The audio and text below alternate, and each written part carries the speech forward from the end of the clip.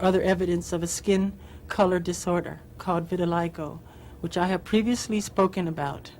The warrant also directed me to cooperate in any examination of my body by their physician to determine the condition of my skin, including whether I have vitiligo or any other skin disorder.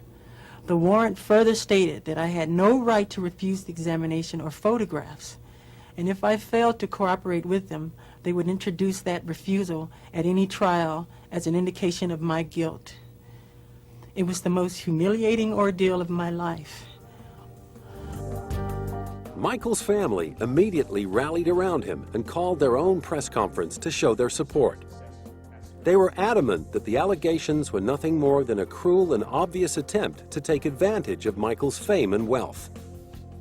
Their belief was backed up by a taped telephone conversation in which the child in question's father declared his intention to win big time and destroy Michael. Katherine Jackson in particular was unequivocal in her support of her son. I'd like to let the world know that I'm behind my son. I don't believe any of this stuff that's being written about him, because I raised him and I know him, and that's just a statement people are making. However, not everyone in the Jackson family got behind Michael. His older sister, LaToya, whom he'd neither seen nor spoken to for years, decided to open up to the press. Estranged from the rest of the family since marrying her manager, Jack Gordon, and publishing her autobiography, LaToya held a press conference in Israel and made this shocking statement. Well, I must tell you that this is very difficult for me, that Michael is my brother. I love him a great deal, but I cannot and I will not be a silent collaborator of his crimes against small, innocent children.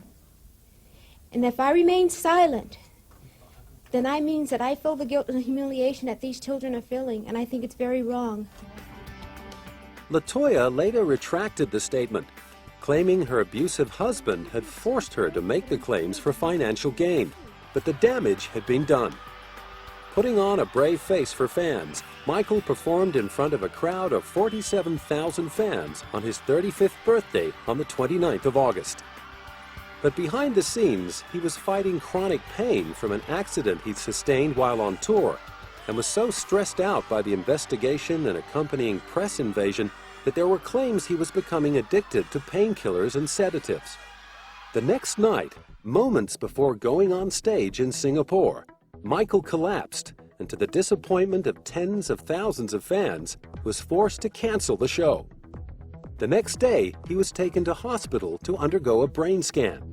It appears that Mr. Jackson has been suffering recently from an acute vascular headaches, which unfortunately, due to the severity this evening, caused the cancellation of tonight's performance. I was suddenly taken ill last night, and I am sorry for the cancellation of my performance, and I apologize for any inconvenience it might have caused my fans in Singapore. I look forward to seeing you at the stadium tomorrow. Thank you for your continued support and understanding. I love you all. Thank you. Michael's one source of consolation throughout the ordeal was his romance with Elvis Presley's daughter, Lisa Marie. Understanding the pressures of living under the intense glare of the media spotlight, Lisa Marie became his confidant and source of emotional support. During their many conversations over the phone, she ended up falling for him, and they were married in the Dominican Republic in May 1994. Lisa Marie has since revealed that during the marriage, a troubled Michael confessed his fears that he might come to the same tragic end as her father. And after 20 months together, the gulf between the lovers had grown too wide. While Michael had been desperate to start a family, Lisa Marie already had 2 young children from her first marriage to Danny Keough and didn't want any more. On January 18, 1996, her divorce from Michael was finalized, although they would remain friends for the rest of his life. However, the disturbances in Michael's private life hadn't distracted him from his first love, making music. On June 15, 1995, he released the biggest collection of his career. The double album, History, Past, Present, and Future, Book 1, contained 15 former hits and 15 new tracks and would become the biggest selling multiple disc album of all time, with sales of 20 million worldwide. The lead single was a duet with his baby sister Janet. Scream hit back at the tabloid coverage of the 1993 child sexual abuse accusations aimed at him, and the record-breaking $7 million video to the song won him a Grammy Award. Despite all the negative media attention of the past few years, his fans remained as devoted as ever, sending the album's second single, You're Not Alone, straight into the Guinness Book of World Records for becoming the first single ever to debut at the top of the Billboard charts. Over in Britain, it remained at #1 for 6 straight weeks and became his biggest-selling single ever in the UK. The stage was set for another history-making television appearance. But during rehearsals for the HBO special at the Beacon Theatre in New York, Michael suddenly collapsed and was taken to Beth Israel Hospital on the Upper East Side. Arriving semi-conscious and dehydrated, doctors worked to stabilize his condition as his mother rushed to his side. On that type of call, it gets a high priority response. It's a very serious call. Luckily, we found someone who was breathing, who was conscious, and we treated him for his symptoms. What were the symptoms? As I said, there was some dehydration, some low blood pressure, nothing that appeared to be life-threatening. He was treated by EMTs and paramedics and brought to the hospital of his choice. Mr. Jackson is conscious. He has expressed sincere gratitude for all the nurses, physicians, and other members of the Beth Israel staff, as well as, of course, the incredible outpouring of love from his fans throughout the world.